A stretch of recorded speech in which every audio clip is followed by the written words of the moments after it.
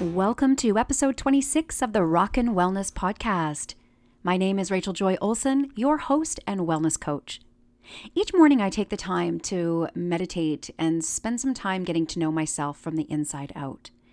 And I wanted to speak today a little about the theme of my meditation, which today was all about giving and receiving. You know, as much as I can, I really try to do my best to be a shining light in the world. What I mean by this is that I do what I can to make myself a better person so that I can inspire others to become better as well. Don't get me wrong, I'm not talking about being perfect here. I know all about that quest for perfection, and it doesn't work. What I'm talking about is just learning more and more about myself and how I can be that light and role model to others. So before we get into today's topic, where you will learn how to release fear and enhance the love you have for yourself, I want to encourage you to take a moment to think of how you give to others. Too often we think of giving as a physical gift, but what I'm talking about today is giving perhaps a simple smile to someone on the street as you're walking by them. Perhaps a listening ear or support to someone in need. And maybe even a simple silent thought of love and blessings to the people you come in contact with while just going about your daily life. So ask yourself this, and I want to ask you now, how often do you do this? How often do you find yourself taking a moment to look someone in the eye and give them a genuine smile? Or take a moment to even the people in your life to ask them questions and genuinely pay attention, listen, and care. In a world that has likely never been more disconnected, the more we give to others in this way, the more the world will be a better place.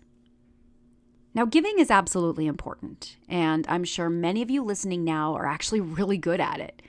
But let me ask you this: how good are you at receiving? Everything in the universe requires flow. A give and take, a yin and yang, and the energy of giving and receiving. So while you are out giving gifts of love and blessings to others, I encourage and challenge you to stay open to receiving these gifts as well.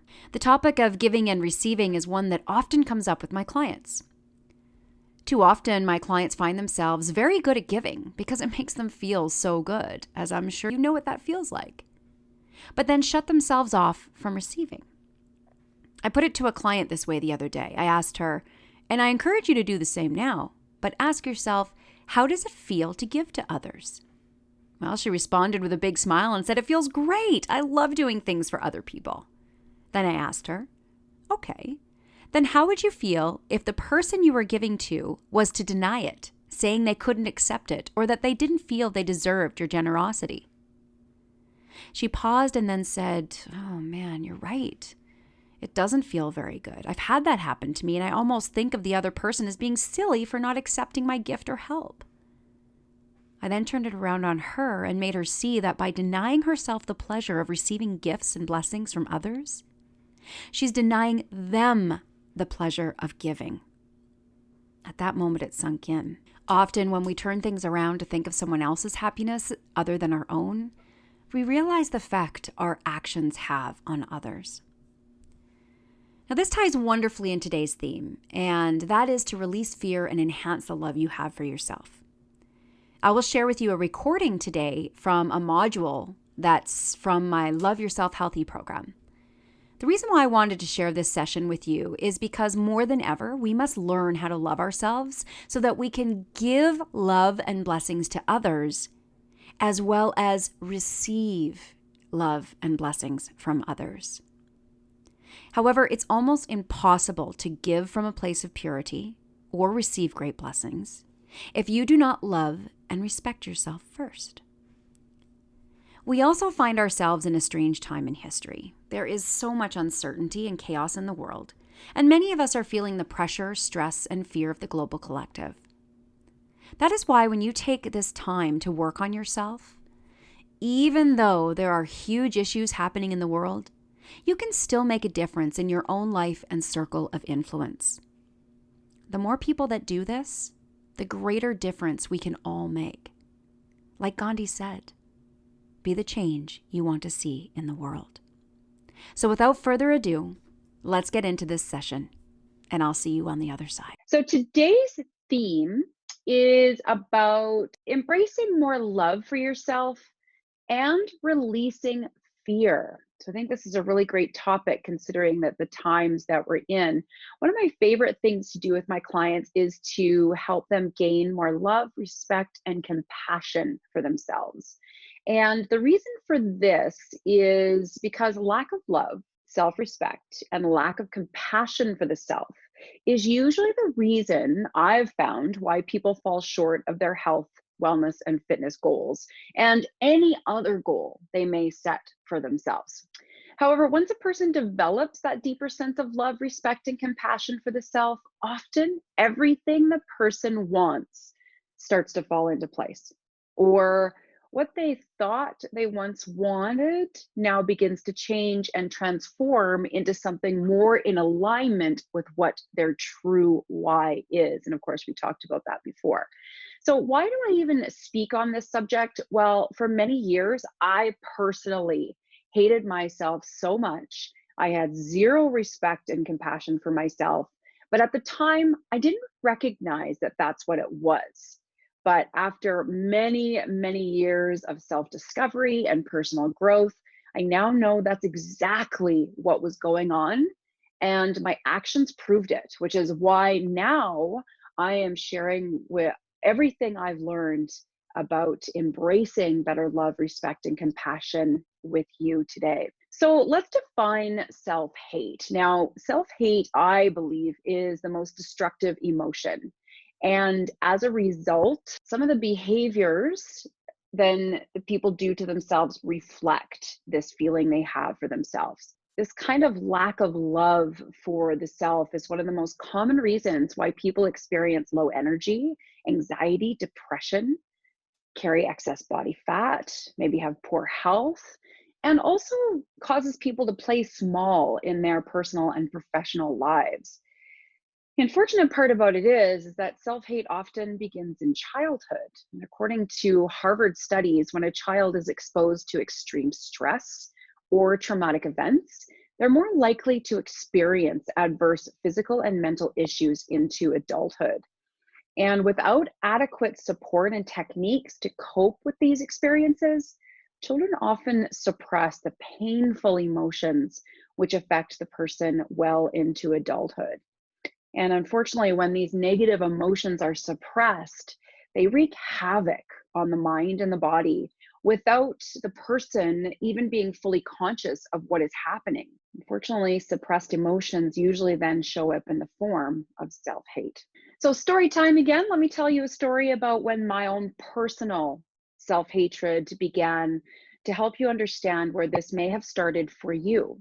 When I was about 6 years old, my father was diagnosed with schizophrenia. He was only 25 years old. Unfortunately, I only really have memories of my dad as a sick and often violent person. Because of his illness, he required a lot of attention from my mom and grandparents, which took a lot of attention away from my sister and I. Each Sunday, we would go to church. I can still remember sitting there with my little notebook and pen, writing over and over again, "No one loves me. Why doesn't anyone love me?" I really could not comprehend why all the attention was on my father and not on me. I felt invisible, unloved, and alone because of it. I understood that my dad was sick and he needed the help of my mom and grandparents. So I took it upon myself to always be there for my little sister. Just because I felt scared and alone didn't mean she had to feel the same way. And I knew my mom was going through a lot and was sad and upset a lot of the time, having to deal with a sick and violent partner, that I knew I had to be strong for her too. There were times when my father was in his violent fits that he would pick up kitchen chairs and even the kitchen table and anything else within reach and throw them through the windows of our house. When this was happening, my mom would command us to run and hide to make sure that we didn't get hurt. And one of our hiding spots was behind these big stereo speakers we had in the living room. And as we hid, I would console my sister and tell her that everything was going to be okay. She didn't need to cry. I felt I needed to help ease her pain. But in that moment, I didn't have anyone telling me that I was going to be okay. So I told myself that I would be fine, and I suppressed the pain and fear I was feeling. As I got older, I craved the attention of men to try to find love to fill the void that I felt in my heart. I dabbled in drugs. I used food as my main drug of choice to numb my pain. And I struggled with disordered eating and the cycle of overeating and overexercising. I really truly hated myself and had no self love, no self esteem, or self respect. However, I hid it quite well. I would never show to the outsider how much pain I was feeling on the inside. I didn't like the feeling of being vulnerable, and I absolutely did not want people to know that I was sad or scared. So, as a result of this suppressed pain, when I got older, I began to experience anxiety, low energy, extreme difficulty losing weight, and I had little self respect, self esteem, or self confidence. The trouble is that when these things happen to us in childhood, we might not even realize that we have these hateful emotions towards ourselves. I didn't realize it until I was at least in my 30s and started, getting coaching to help me get out of the kind of little funk that I was in. That's why I want you to take today to take a look at some of the ways that self hate may be showing up in your life. So, some acts of self hate include overeating unhealthy food, making choices with food that you know are not good for you, hating what you see in the mirror. And I'll tell you, when I was going through that, every time I looked at the mirror, I went, oh, I hate you. Why do you have to be so disgusting? Why do you have to be so fat? Where nowadays I've switched that mindset, and we'll talk to in a minute about what that is, to I had to consciously think, I love the way I look in the mirror. Man, I look good. So it's a conscious switch. Negative thoughts about yourself or others can be an act of self hate, excessive drinking, smoking, or doing drugs, punishing yourself with too much or too little exercise, any unsafe or self indulgence in sexual activity, a lack of respect or self esteem, cruelty or hate towards other people or animals, and even contributing to the destruction of the planet. The ego works really hard to protect us from negative experiences, just like mine did when I was a child, and often buries things so deep that sometimes we don't even know that they're there. If you're like me, you might suspect something is going on, but have no idea what is holding you back from achieving your best health, losing weight, and stepping up to your greatest potential in life. After many years of personal therapy and working with a variety of different business, health, spiritual coaches, I was finally able to figure out what it was that was holding me back in my own life. I really had no idea that subconsciously I was still carrying around the feeling of being unloved as a child, and as a result was fulfilling this belief with my own acts of self-hate. After some self-discovery, dealing with and releasing negative emotions, I am now better able to tune in and listen to what my mind and body needs. I maintain a healthy weight and get healthier each day. I eat a healthy, whole food, plant based diet. I choose to exercise in ways that keep me feeling fit and strong rather than beating myself up with exercise that breaks my body down. I practice yoga regularly to stay connected to a higher consciousness and relax my mind and body. I have deeper connections and relationships with others and a new business that's growing every day. I continue to attract new clients who want to love themselves and transform into the people I know that they can be. I now know that every action I make is either an act of self love or hate towards myself, and now consciously make the best choices for my life. However, until we really allow ourselves to recognize the limiting beliefs that are holding us back, we'll not be able to act in ways that allow us to move forward and see the results that we desire. So, to start this process, I encourage you to first look at an area of your life where you're struggling. Could be health and wellness, could be business, could be relationships. And ask yourself a series of questions about your current state to give you an idea of where you might need to start. For example, if you're someone who is experiencing poor health or struggling to lose weight, take a look at those behaviors and ask yourself these few questions. Number one, do you overeat when you feel sad, angry, or even happy? Do you choose to eat foods you know are not good for you and maybe make you feel gross? Do you work out excessively to lose weight? Or perhaps maybe you don't work out enough because, why bother? It's just a lost cause. Do you feel pain in the body from overuse? Or maybe you have an injury but push through it anyway, ignoring that pain? Right? So remember, every choice we make is either an act of self love or self hate. And to recognize the intent behind your choices, take a moment to decide if your choice will take you closer or further away from your goals. If your choice has a negative consequence, such as harming your health and well being, then it's likely an act of self hate. If your choice will enhance your health or take you closer to your goal, then you can be pretty sure it's an act of self love. So, what will happen when you begin to love yourself? When you begin a practice, a daily practice of self love, you will begin to notice huge transformations in your body, mind, and soul. You will just naturally choose to eat better and healthier foods. It won't even be a thought. It won't be about dieting. It'll just be, I'm making this choice because I know it makes me feel good and I know it's good for me. As a result, you will have enhanced health, you will lose weight, you will just feel happier, and perhaps be a better parent, spouse, or friend. And you will start to begin to step into your true purpose and really identify what your purpose in life is. You will have much more compassion for yourself and others. You will begin to find ways that allow you to serve others and make a difference in the world. So there's a few things that you can do to help boost your self-love you have for yourself. Number one, spend more time in meditation. Every time you do this, so every day you take time to be still and silent, you might notice some memories, some thoughts, some feelings that come up. And when you do, recognize them, feel the feelings, forgive yourself, get all the feelings involved, feel where they're coming from, breathe into it, and really let it go. The next exercise is to begin to look at yourself in the mirror.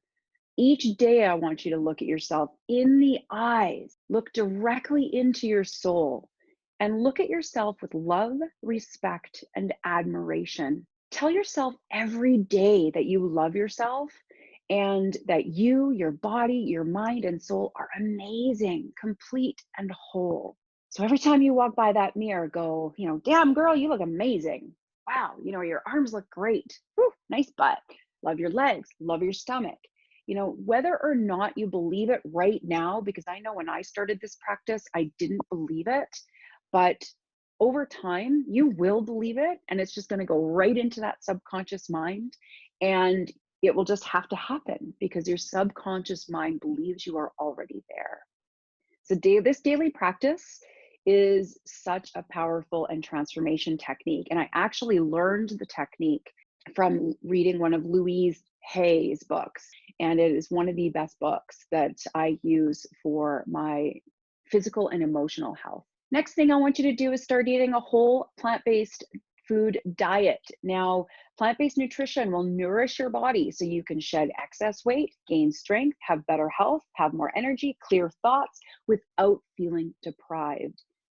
Eating this way will also allow you to no longer contribute to the destruction of the planet, animal cruelty, and suffering. Okay, this destruction of the planet and cruelty is low vibrational energy that affects everyone on this planet directly or indirectly, and contributing to it is not a practice of love.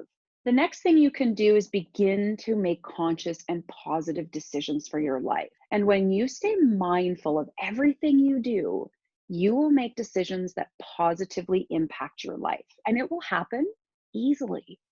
Remember that each choice you make is either an act of self-love, getting you closer to your goals and your ideal life, or it's taking you away from that and having a negative impact.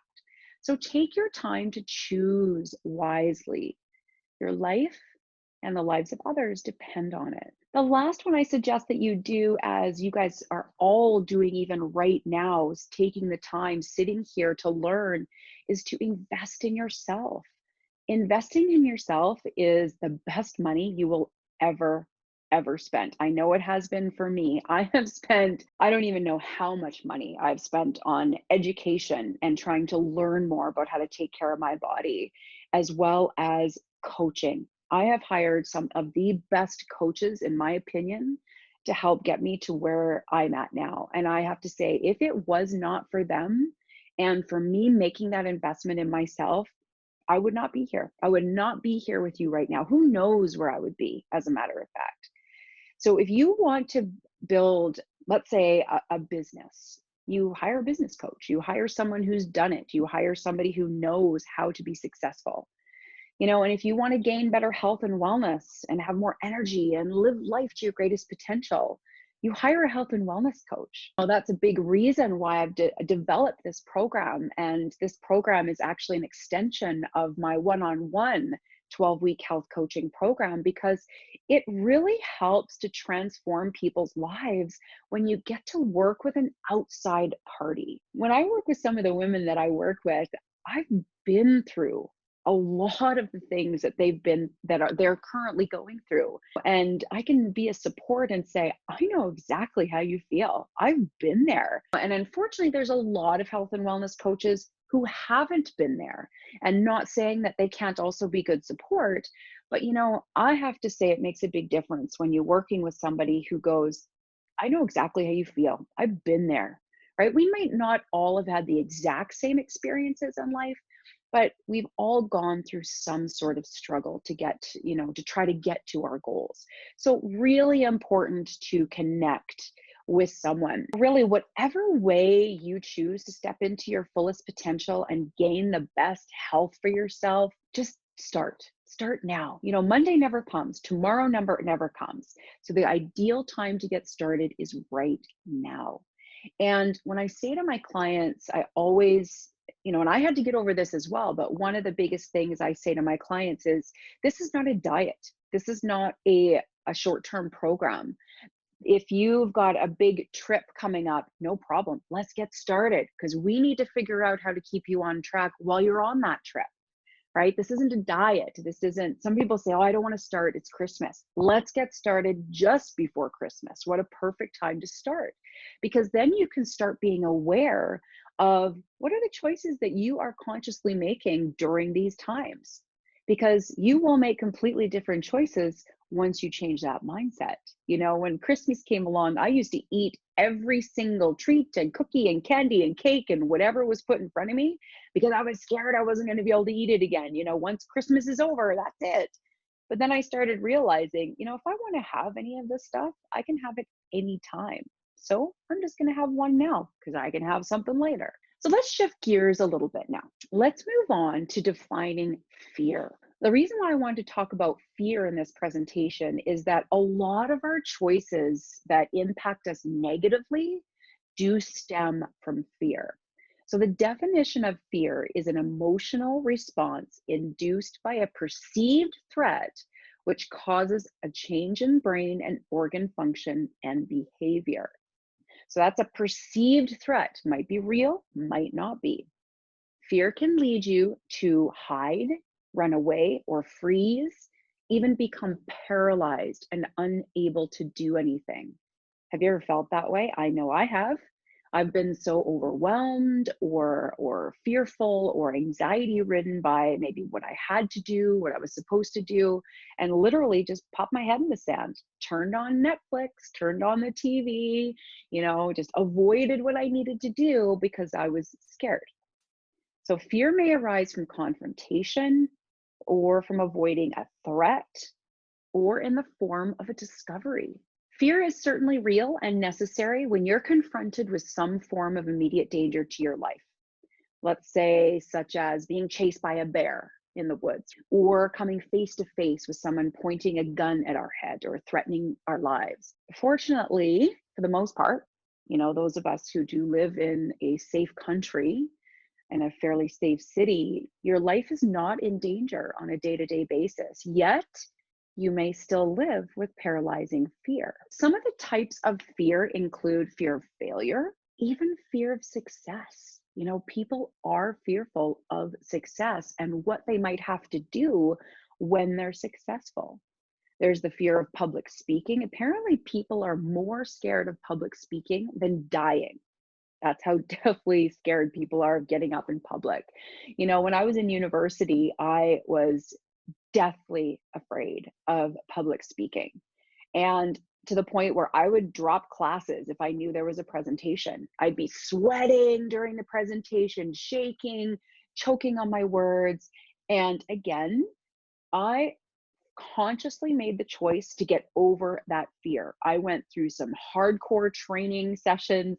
There were these one training sessions, it was called Rapport Leadership International. And I'll never forget one of my most amazing teachers, who unfortunately has passed on much earlier before her time. She taught us the class. I got to work with her even after I graduated, and I was part of the training team, and it was such an amazing experience. But this weekend basically locked you into the hotel where you stayed and forced you to get up in front of public, forced you to do a talk, forced you to break through your fears.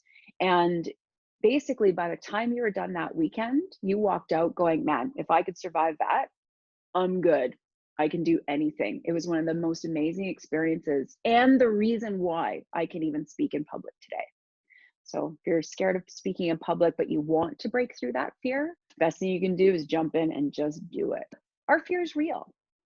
They certainly seem real at the time, don't they? However, I love this definition of fear. And I heard this from one of my coaches, and it is that fear stands for false expectations appearing real. So what does this mean? Well, it means that many of the fears that you think are real are all in your head, the result of limiting beliefs you have developed at some point in your life as a result of a certain circumstance. The problem is, these fears are the reason why you are not reaching for the stars. You are not accomplishing your goals and not living the life you have dreamed of. Now, this is a process. We are all at a different stage in our lives. We are all going through this process and working on releasing any kind of fear. It's interesting. I really, again, keep that definition of fear in your mind and just remind yourself of that when you do find yourself hiding from something or cowering away from a great opportunity.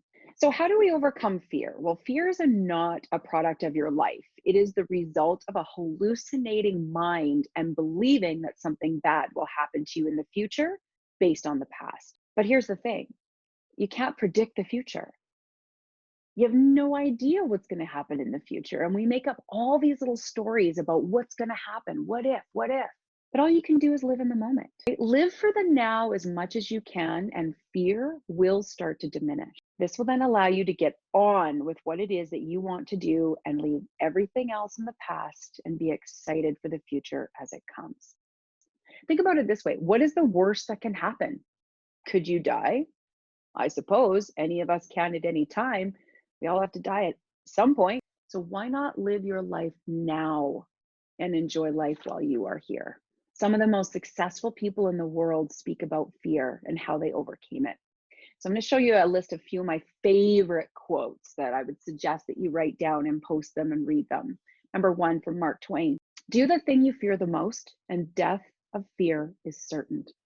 Love that, right? Remember how I said, oh no, I was scared of public speaking? I jumped in and went to it and went for it a whole weekend. It basically beat it into you that public speaking is fun and exciting.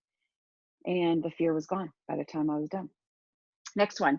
If you live in fear of the future because of what happened in your past, you'll end up losing what you have in the present. How true is that one? By Stephanie Mellish. Fear is an idea crippling, experience crushing, success stalling, inhibitor inflicted only by yourself, right? We're doing it to ourselves. So, what about failure? Think about this for a minute.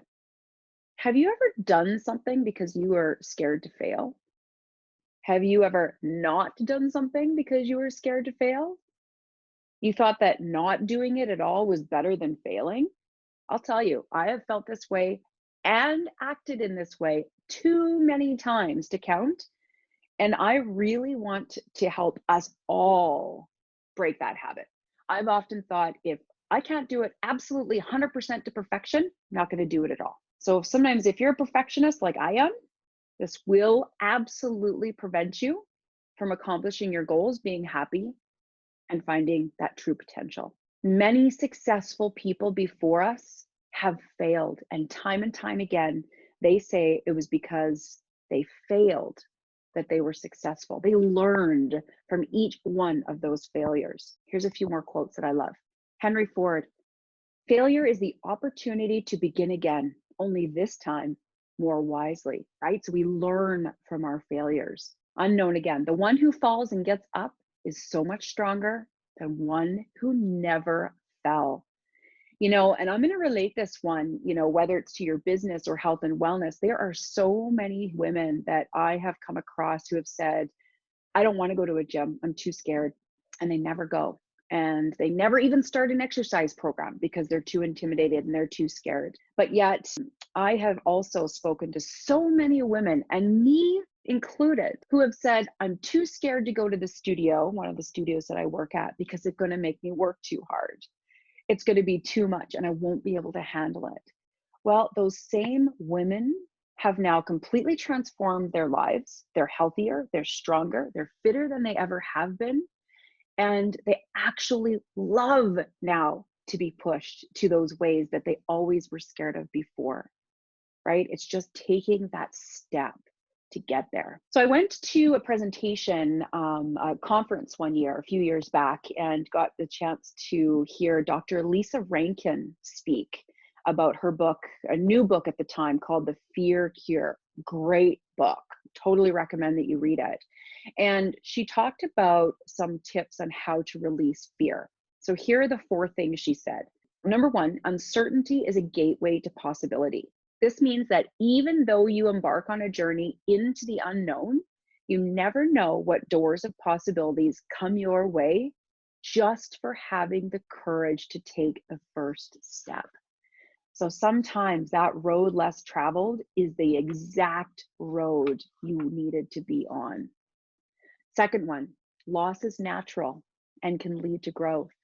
This means that life is about loss, but every time you lose something, or perhaps unfortunately even someone, you learn a valuable lesson that you can grow from and be better next time. Third one, it's a purposeful universe. This means that everything happens for a reason. I'm a big believer in that. Even though we might not know why something is happening at the moment, the reason will come clear to you one day and you will be grateful for it. The best thing that you can do is trust that everything will work out as it's supposed to do. And a lot of people in this situation that we're in right now is a lot of people are living in that fear, right? Of the unknown, of what's going to happen. And the one thing that keeps me going every day is that I know there's a reason this is happening. And the reason this is happening is going to be different for everyone. For me, I already know one of the biggest reasons why this has happened in my life. Number 1, it's for me to gain perspective on what's important in my life. And it's also for me to slow down, right? And I think that's a big one for a lot of people. And then finally, we are all one. This means that every person is connected in some way. So just take comfort in knowing that we're all on the same journey. We're just on a different path to get there. So I want you to start making a list of all the things you have wanted to do, but didn't do because you were afraid to do. And then once you've made that list of all the things you didn't do because you were afraid to do, I want you to think about, what were you scared of? What were you worried about? And again, think about, when we're scared to do something, why do we always think of the what if negative? One of my coaches helped me transform my mind to thinking, what if positive? What if you do this and this amazing thing happens? What if you do this and this amazing thing happens? Right? And it's like, oh yeah, there is that side. The next thing to make a list of is all the things you've done but failed in some way or another. Now, although you might not want to think about your failures, I want you to think about, how did that experience of failure make you stronger and smarter?